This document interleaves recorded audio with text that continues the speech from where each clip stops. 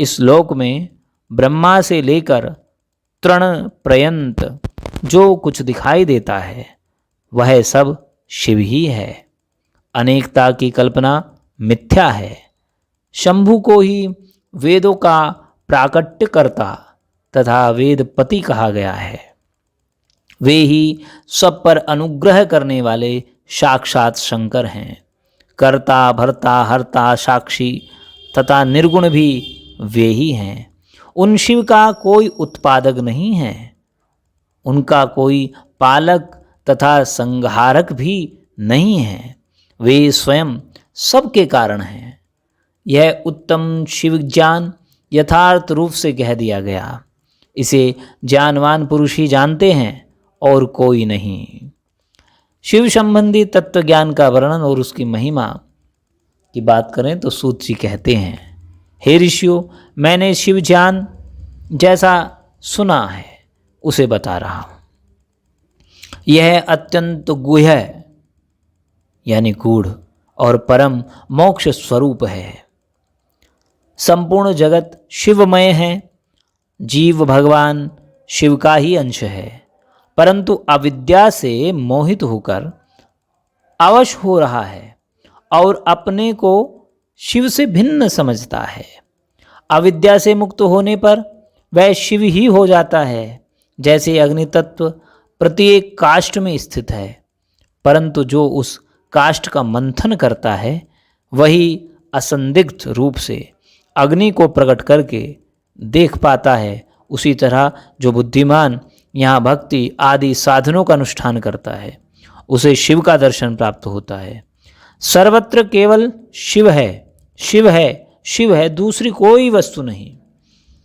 वे शिव ब्रह्म से ही सदा नाना रूपों में भासित होते हैं। शिव तथा संपूर्ण जगत में कोई भेद नहीं है। जैसे एक ही सूर्य नामक ज्योति जल आदि उपाधियों में विशेष रूप से नाना प्रकार की दिखाई देती है, उसी प्रकार शिव भी हैं। जैसे आकाश सर्वत्र व्यापक होकर भी स्पर्श आदि बंधन में नहीं आता, उसी प्रकार व्यापक शिव भी कहीं नहीं बंधते।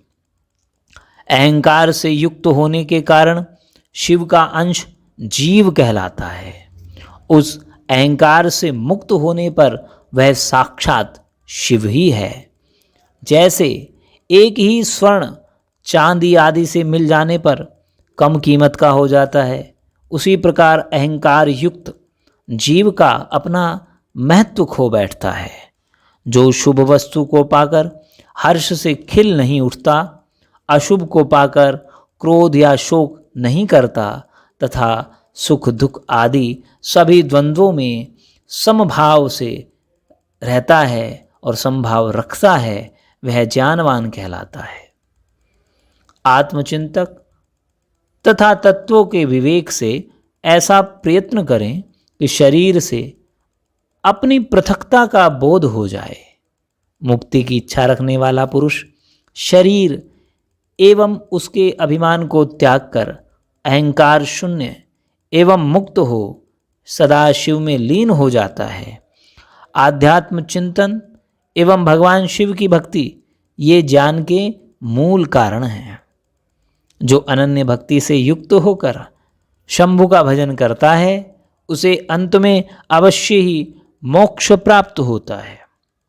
अतः मुक्ति की प्राप्ति के लिए भगवान शंकर से बढ़कर दूसरा कोई देवता नहीं है। उनकी शरण लेकर जीव संसार बंधन से छूट जाता है। ब्राह्मणों, तुमने जो कुछ पूछा था वह मैंने सब तुम्हें बता दिया। इसे तुम्हें प्रयत्नपूर्वक गुप्त रखना चाहिए। ऋषि बोले, आपने हमें शिव तत्व संबंधी परम उत्तम ज्ञान का श्रवण कराया है। आपकी कृपा से हमारे मन की भ्रांति मिट गई है। सूत जी ने कहा, यह शिव विज्ञान भगवान शंकर को अत्यंत प्रिय है। यह भोग और मोक्ष देने वाला है तथा भक्ति को बढ़ाने वाला है, जो कोटि रुद्र संहिता के नाम से विख्यात है। जो पुरुष एकाग्र चित्त होकर भक्ति भाव से इस कोटि रुद्र संहिता को सुनेगा या सुनाएगा वह समस्त भोगों का उपभोग करके अंत में परम गति को प्राप्त कर लेगा। ओम नमः शिवाय। तो आज हमने इस अंक में भगवान शिव के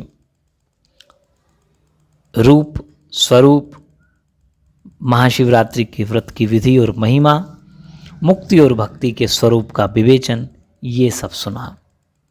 आगे भी आपके लिए इस प्रकार की जानकारी हम प्रस्तुत करते रहेंगे। आप देखते रहें हमारा YouTube चैनल। बहुत बहुत धन्यवाद। ओम नमः शिवाय।